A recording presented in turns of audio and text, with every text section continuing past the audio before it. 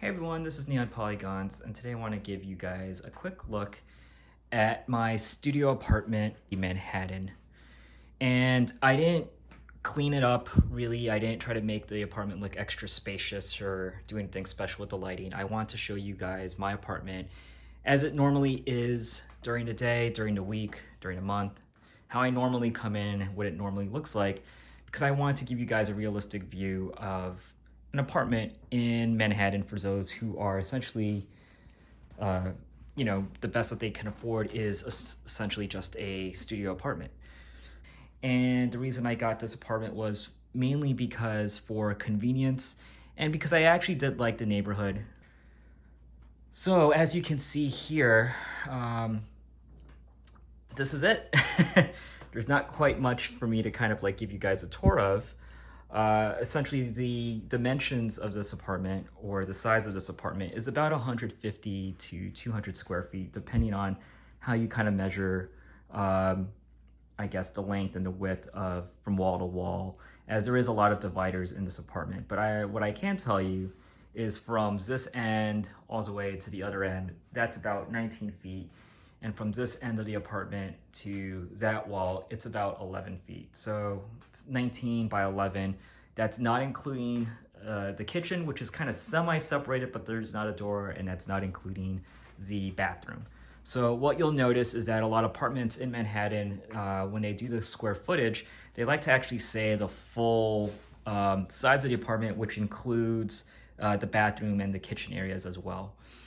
So as I film this video, it is 3:50 p.m. in the afternoon on a very sunny, very beautiful late May in Manhattan. I am in an inner apartment, so what that essentially means is I don't face the street, I don't face the outside. I'm essentially inside a corridor which faces the inside of the building. So I'll give you guys a quick look at my apartment, and as you can see here, my view outside my windows is of the building next door. And while I'm not essentially at the top, I am somewhat lucky because as you can see, I get a little bit, can barely see the blue sky. I am on the 9th floor of a 11th floor apartment building. And so because of that, generally speaking, during the afternoons, it can tend to be, somewhat dark already by 3 o'clock. So what you're seeing right now is the natural light that I am able to get in this apartment by, late afternoon. So right now, as I said, it's 3:50. And typically, I will say though, when it is, the morning hours, it is very bright in here. But unfortunately, because of my apartment basically being facing the inner corridor of, surrounding buildings, unfortunately, I don't get a lot of light. I am lucky though that I am on a higher floor on the 9th of 11 floors because I do get a little bit more daylight or sunlight essentially than the apartment floors beneath me. So for that, I am actually kind of lucky to be in that position. Now, as you'll notice in this apartment, as I kind of just give you kind of a good scope around, got some bags over there that I'm essentially kind of just having getting my trash ready. This is it. This is actually like the main living area, so I'll give you kind of guys a quick view. Here's my fire escape. Here's kind of like my work desk. And here's my kitchen. The reason I didn't get a full-size fridge was because I kind of wanted the space for kind of other things to kind of use as a table and whatnot. So I kind of had this originally as a serving table in this area, but I decided, I never really eat in the kitchen anyway. And the size of kind of like this little kitchen area is about, I'd say, 3 by 5. So it's basically a 15 square foot area. So it's not huge, but I am able to somewhat do some cooking, really just doing baking and using the stove and some things in, via microwave. And I do have a lot of cupboards, so I do have a lot of storage for, a lot of my plates, my dishes, food itself. And sometimes, but not really, like I'll eat on my work desk over here, which as you can see is quite busy. I got a lot of paperwork I gotta kind of get done. And this is my arcade machine.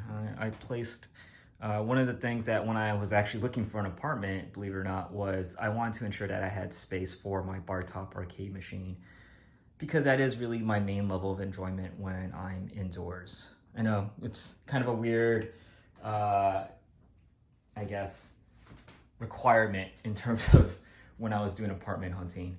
And as you can tell here, I don't have a lot of wall space, so some of the things that I have is I have some of my awards. I, have a poster that I got from San Diego Comic-Con, which is kind of funny if you guys want to kind of guess what cartoon this is from. It's from, I'm not even gonna say. If you know what cartoon this is, say it in the comments below. But essentially, yeah, I got that at San Diego Comic-Con. It was an exclusive. And these are my 2 platinum and gold records that I had for my work on The Strokes and the band Incubus. And here's just my TV with just some of my consoles I just have on the floor. I'm probably gonna clean this up a little bit later. And over here I just have kind of a normal love seat and another kind of shelf table over here, as well as my snowboard, which I keep in a corner. And here's a little thing I also kept on the wall for some decoration, which is essentially all my passes that I had while working in the live music industry or the live entertainment industry, which is, you see some of the backstage passes I have there for Drake and Kanye and whatnot. One of the things you'll probably notice here is that I don't have a bed. And that's just because I do, but you can't see it. And this over here is my Murphy bed. But one of the reasons why I'm able to kind of have such a small apartment and be okay with it was because I decided, you know what, I want to have a Murphy bed. So this way, if I ever have guests over, which is not really often, to be honest with you, I can actually, just increase the space of the apartment, move some stuff around. And I'm able to do that because I have essentially a Murphy bed, which in my opinion, was a really good decision. It is kind of huge, to be honest with you. If you look at it, I'll show you what it looks like from the size. It is kind of wide, so it's not exactly like, it just goes right into the wall.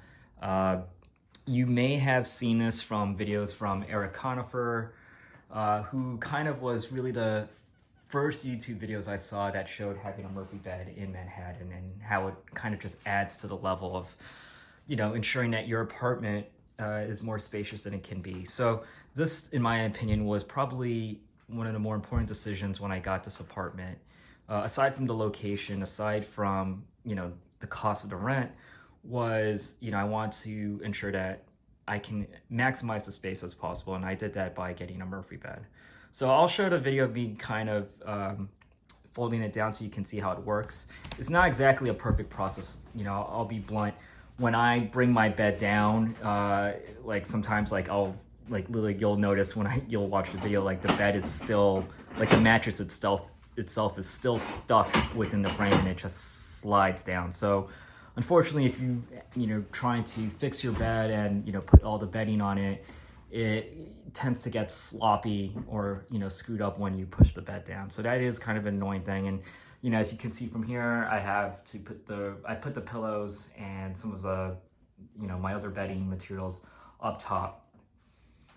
And here's just like another quick little piece I have just for as I say, just for some of my past tickets that for events that I have attended.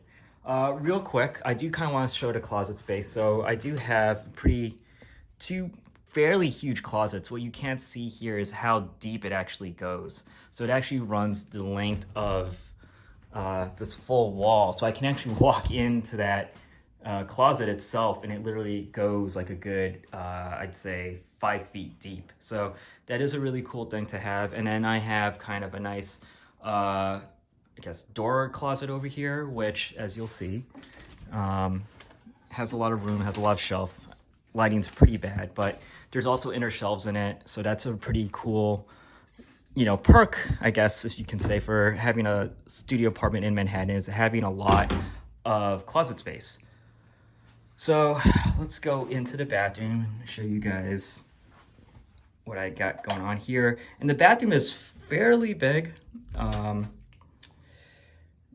You know, normal size toilet, nice tub and shower. Pretty huge sink, I have to admit, for a bathroom in Manhattan.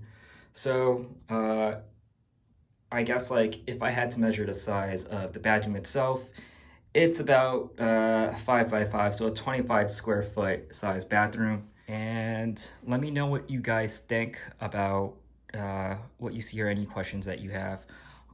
In terms of the rent, I will be honest, the location plays a big difference here, and so that might be a good justification for the cost because it is near Grand Central. It's essentially in the center of Manhattan itself, and it's in a relatively safe location, as I best say. It's across the street from the United Nations.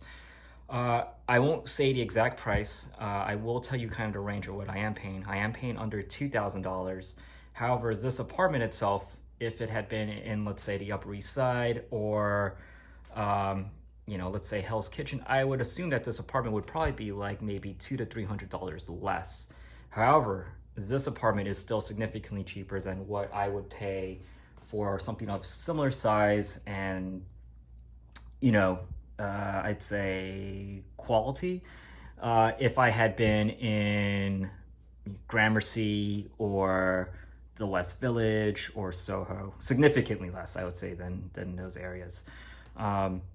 So I am, really grateful and thankful to be in this size of an apartment. Again, like I'm okay with having a small size apartment. I live within my means. And in terms of the amount I pay, I feel I'm paying a fairly good price. And yeah, so not much more I can say. This is the tour of my apartment. But any questions or comments that you guys have, feel free to leave it in the comments below. And do let me know what you guys think. Thanks.